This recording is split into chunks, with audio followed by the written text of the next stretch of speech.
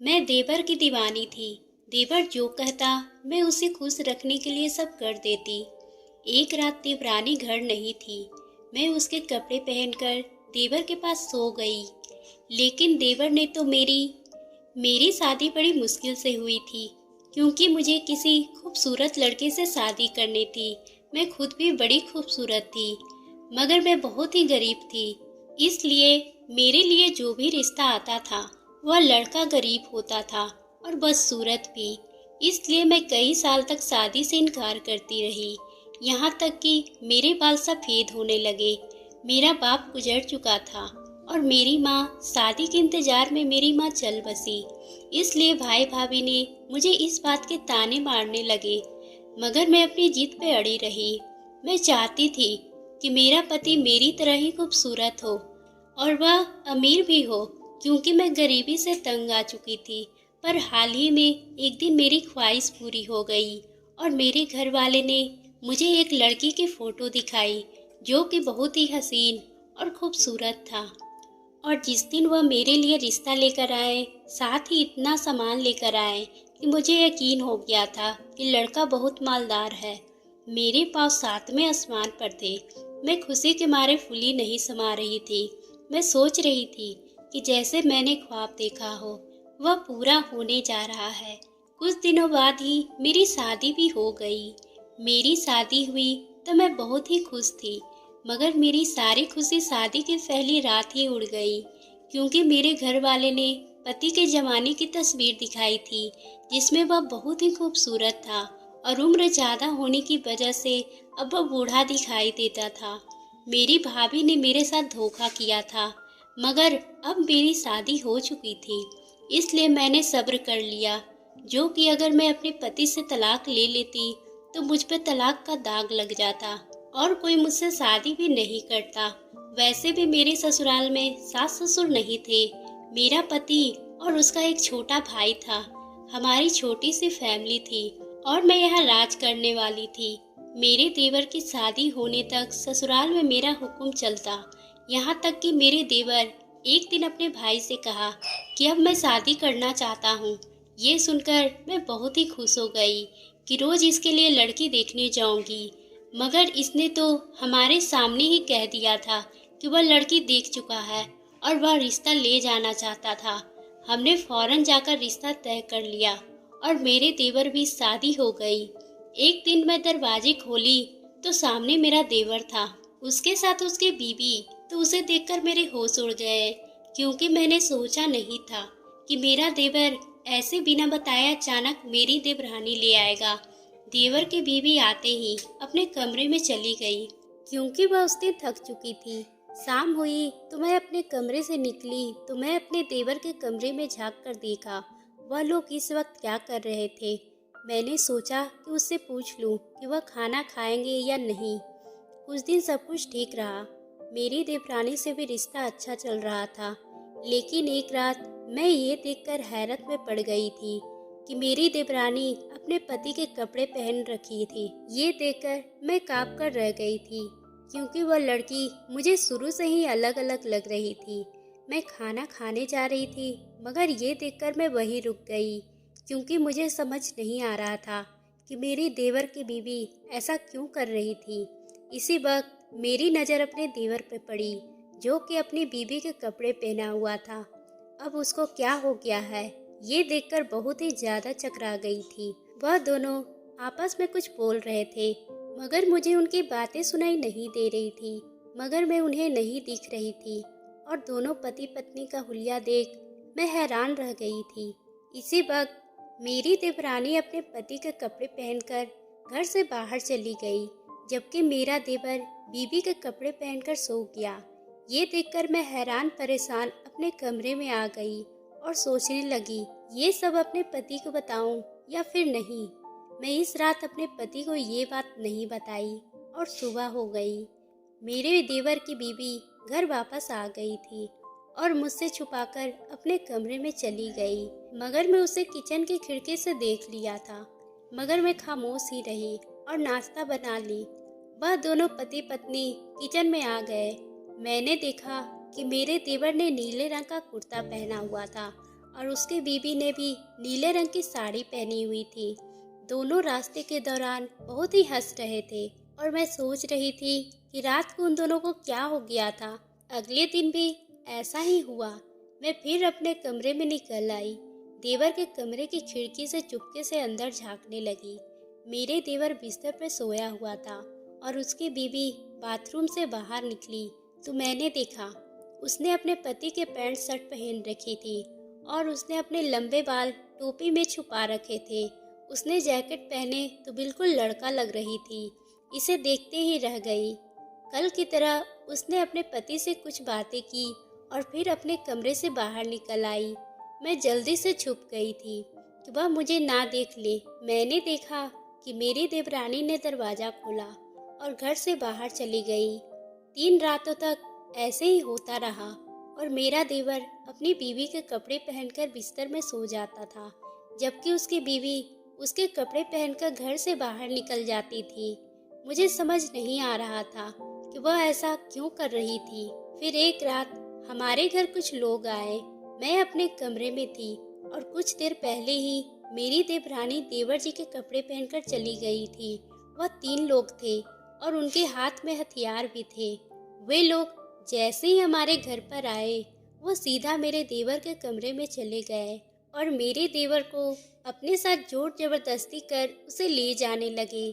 देवर ने चिल्लाने की कोशिश करने लगा तो बाहर से आए 3 लोगों ने मेरे देवर को बेहोश करके ले गए थे और मैंने देखा कि मेरे देवर अभी भी अपनी पत्नी के कपड़े पहने हुए था।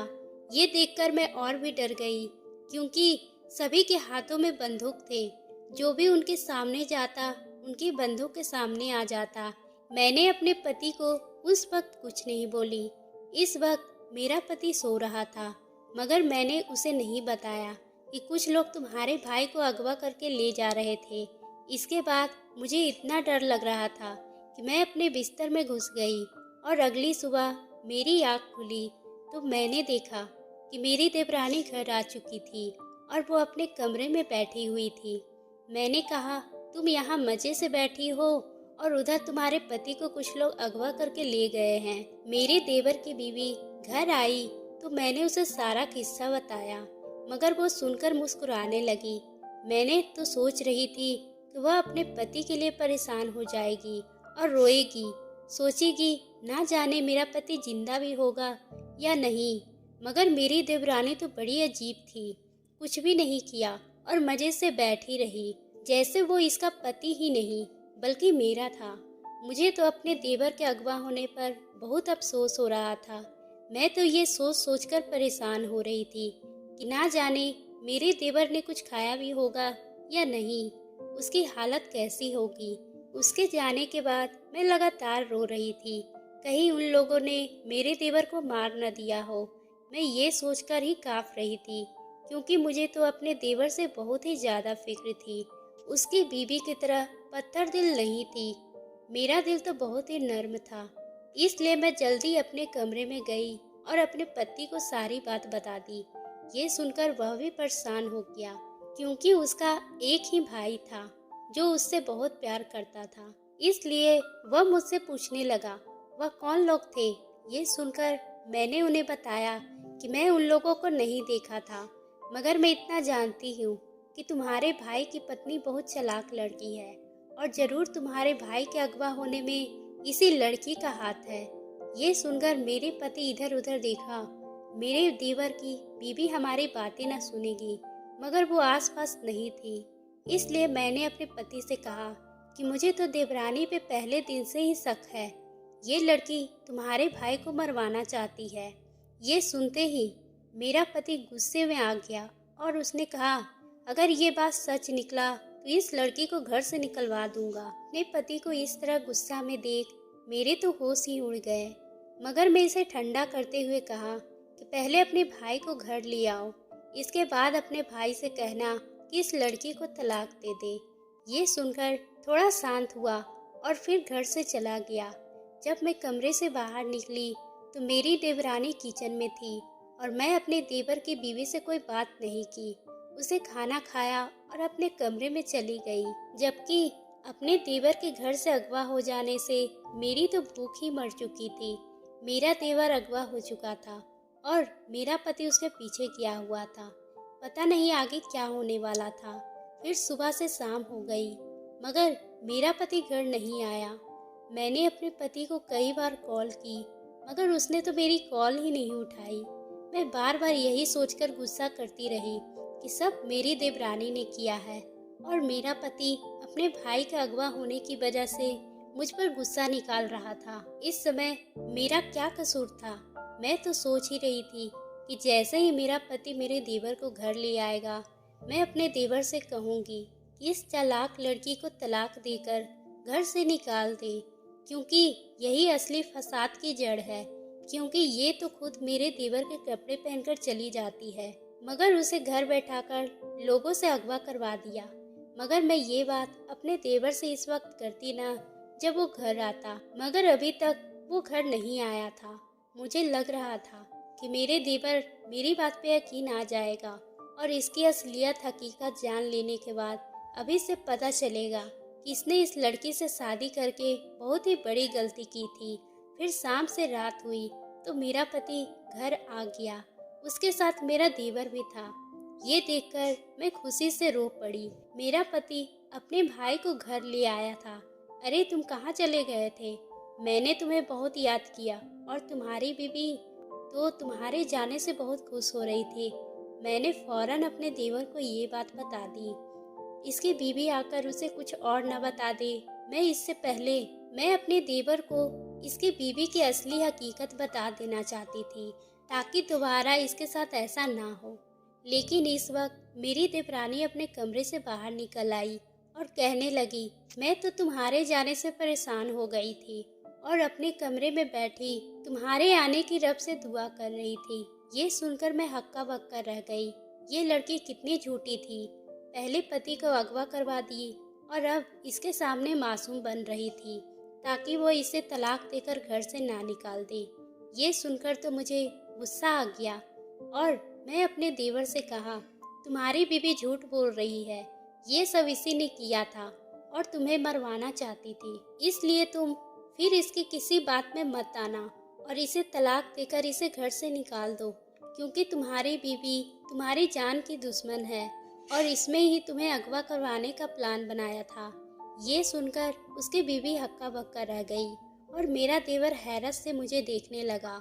मगर मैं सोच लिया था इस लड़की को अपने घर से आज ही निकलवा दूंगी, इसलिए मैंने अपने देवर को सच बता दिया। ये सुनकर मेरा देवर मेरी बात पे यकीन हो गया। उसने मेरी बात सुनकर अपनी पत्नी से कहा, मुझे तुमसे ये उम्मीद नहीं थी। मैं तुमसे बहुत प्यार करता था और तुम मुझे ही अगवा करवाने वाली थी। मेरा देवर गुस्से में अपनी बीवी को तलाक देने लगा था, मगर इससे पहले मेरे पति ने उसे रोक दिया और ये देखकर मैं अपने पति की तरफ देखने लगी। उसने अपने भाई को ऐसा क्यों करने से रोक दिया। आज इस लड़की को तलाक मिल जाती तो मुझे सुकून मिल जाता। मैंने कहा, तुमने अपने भाई को ऐसा करने से क्यों रोक दिया? यही लड़की इस घर की दुश्मन है, इसे अभी घर से निकल जाने देना चाहिए। ये बात सुनकर मेरा पति कहने लगा, मैं सारी हकीकत जान चुका हूँ कि इस लड़की घर की दुश्मन नहीं बल्कि तुम इस घर की दुश्मन हो। ये सुनकर मैं हैरत में आ गई कि मेरा पति क्या कह रहा है। मैं तो इस घर से अपने पति और देवर से बहुत प्यार करती थी, मैं उसके दुश्मन कैसे हो सकती हूँ?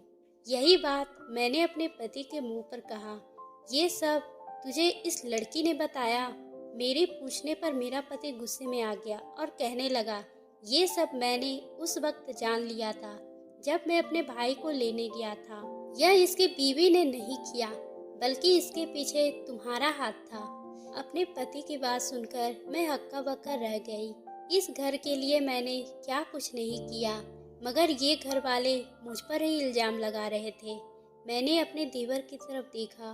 वो मजलूम सा मुंह बनाकर इसे कहा, मैंने ये नहीं किया है, यह मुझ पर इल्जाम लगा रहे हैं। यह कहकर मैं रोने लगी। तभी मेरे पति ने एक वीडियो मेरे सामने चला दी जिसमें वह 3 लोग थाने में पकड़े नजर आ रहे थे और मार खाने के बाद पुलिस को अपना बयान दे रहे थे। हमने जिस आदमी को इसके घर से अगवा किया था उसकी भाभी ने हमें इस काम के लिए पैसे दिए थे। ये सुनकर मैं बिल्कुल चुप हो गई थी, जबकि वीडियो देखने के बाद मेरे पति की बीवी मेरे पति से कहने लगी, क्या आपने अपनी पत्नी की हकीकत अभी देखी है?